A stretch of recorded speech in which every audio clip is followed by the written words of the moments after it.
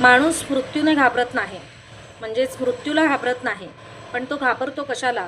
तर आपल्या मागे आपल्यानंतर राहणाऱ्या कुटुंबासाठी त्याला भीती वाटत असते.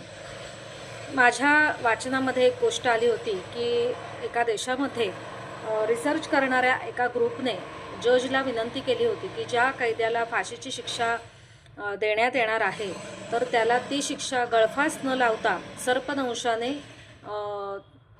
त्याला मारावे.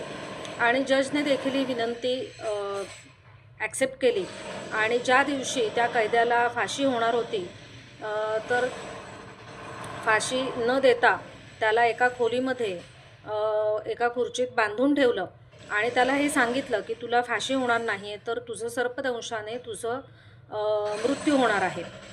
आणि त्यानंतर तो दिवस उजाडला आणि त्या बंद खोलीमध्ये 4 साप त्याच्या अंगावरती सोडण्यात आले आणि काही वेळाने ती व्यक्ती मरण पावली आणि मग त्याचे शरीर हे पोस्टमार्टमसाठी पाठवण्यात आलं.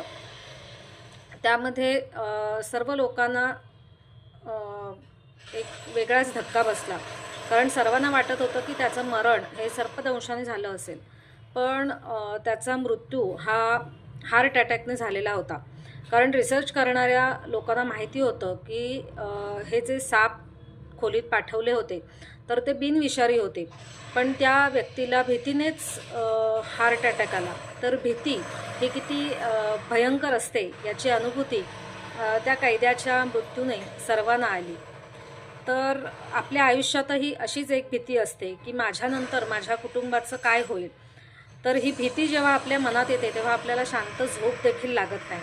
तर लाईफ इन्शुरन्स म्हणजे मृत्यूचा विचार नाही, लाईफ इन्शुरन्स म्हणजे आपल्या माणसांची खात्री. भीती नाही तर संरक्षण असायला हवं, कारण सुरक्षित कुटुंब हीच खरी शांती आहे.